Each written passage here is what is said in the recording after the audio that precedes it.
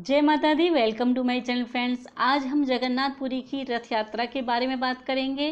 रथ कब बनना शुरू हो जाता है, कैसे बनता है, किस लकड़ी का बनता है, कब से बनना शुरू हो जाता है और रथ को कितने लोग खींचते हैं, प्रसाद क्या चढ़ता है, वहाँ भोग क्या लगता है, भगवान की क्या लीलाएं हैं, पूरी डिटेल के बारे में आज हम आपको बात करेंगे।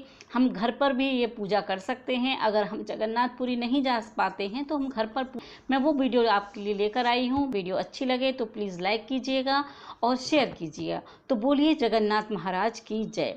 जगन्नाथ की विश्व प्रसिद्ध रथ यात्रा प्रति वर्ष आषाढ़ मास के शुक्ल पक्ष की द्वितीया को प्रारंभ होती है। इस वर्ष 2021 में यह 12 जुलाई को है, जब गुप्त नवरात्रि की दौज है, यानी दूसरा गुप्त नवरात्रि है। उस दिन ये रथ यात्रा शुरू होगी। समुद्र किनारे बसी पुरी नगर में होने वाली जगन्नाथ उत्सव के समय आस्था और विश्वास के वैभव और विराट प्रदर्शन देखने को मिलता है। वह दुनिया में कहीं और दुर्लभ है, कहीं भी नहीं है। रथों के लिए काष्ठ यानी लकड़ी का जो चयन होता है वह बसंत पंचमी के दिन ही शुरू हो जाता है और उनका निर्माण अक्षय तृतीया से प्रारंभ होता है। भगवान जगन्नाथ रथ या पहिए दंड होते हैं। 34 अलग अलग हिस्से बनाए जाते हैं। तीनों रथों के निर्माण के लिए 4000 लकड़ी के हिस्से तैयार किए जाते हैं। इन रथों को बनाने के लिए कील, कांटे या कोई किसी भी अन्य धातु का उपयोग नहीं होता है। पूरी रथ यात्रा के लिए बलराम, श्री कृष्ण और देवी सुभद्रा जी के लिए 3 अलग अलग रथ बनाए जाते हैं। सबसे आगे बलराम जी का रथ होता है, बीच में देवी सुभद्रा जी का रथ होता है और सबसे पीछे जगन्नाथ भगवान श्री कृष्ण का रथ होता है। रथों की पहचान उनकी ऊंचाई व उनके रंगों से होती है। बलराम जी के रथ में लाल ध्वज कहते हैं, यह लाल रंग का और हरे रंग का होता है। देवी सुभद्रा जी के रथ में पद्म रथ कहते हैं, यह दर्प दलन कहते हैं, यह काले और नीले रंग का होता है। और भगवान जगन्नाथ जी का जो रथ होता है उसे गरुड़ ध्वज कहते हैं या नंदी घोष कहते हैं। इसमें लाल रंग और पीला रंग होता है। सोने की जो झाड़ू होती है उससे मंडप में झाड़ू लगाई जाती है, रास्ते साफ किए जाते हैं। जो वहाँ के राजा होते हैं वो झाड़ू लगाते हैं, मंडप साफ करते हैं सोने की झाड़ू से। ऐसा वहाँ जो लोग गए हैं उन्होंने देखा है और बताया है। मेरे पेरेंट्स भी जगन्नाथपुरी जा चुके हैं और उन्होंने जो मुझे बताया वो मैं आपके साथ बता रही हूँ। और जो ये रथ होता है इसको 4500 मनुष्य खींचते हैं। मंदिर के सिंह द्वार पर बैठकर भगवान जनकपुरी की ओर रथ यात्रा करते हैं।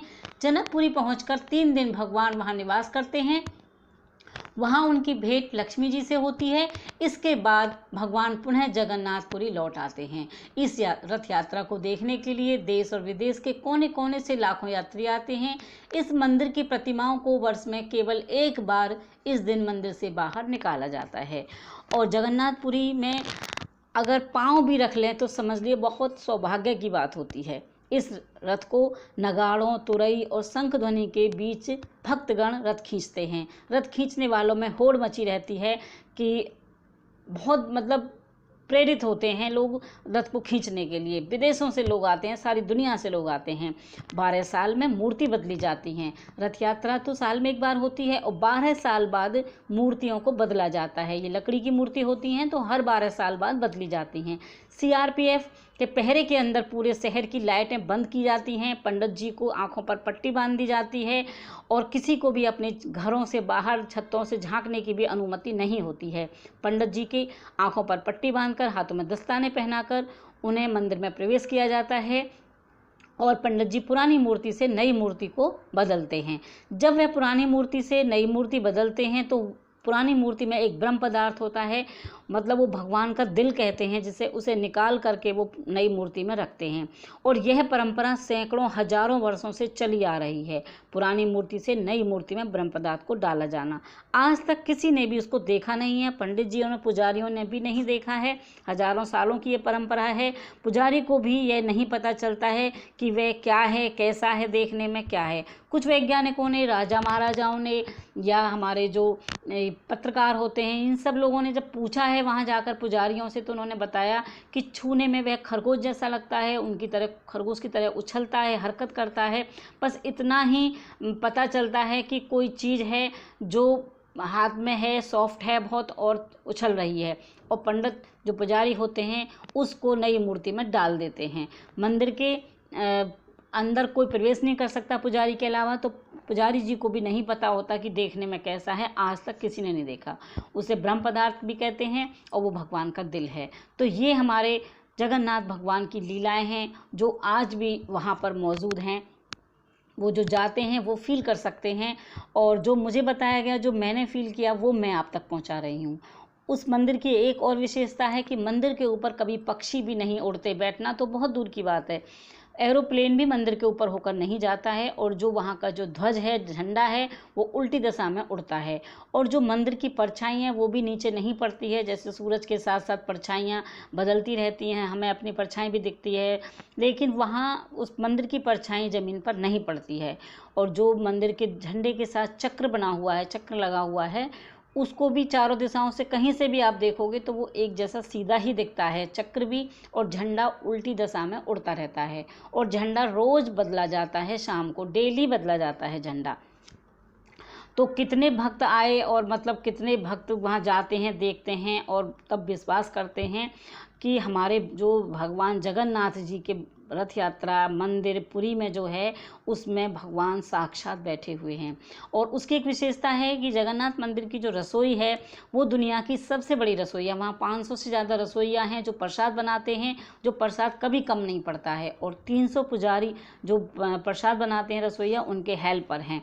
और जब मंदिर बंद होने का टाइम होता है, प्रसाद समाप्त हो जाता है, यानी भगवान का प्रसाद वहाँ कभी खराब नहीं जाता है और कम भी नहीं पड़ता है। और ये प्रसाद लकड़ी के चूल्हे पर बनता है, लकड़ियों के मिट्टी के बर्तनों में बनता है, और इस साथ हांडी रखी जाती हैं एक के ऊपर एक, और सबसे पहले ऊपर वाले बर्तन में बनता है, और सबसे लास्ट में नीचे वाला बर्तन जो आग के ऊपर रखा होता है उसका प्रसाद बनता है।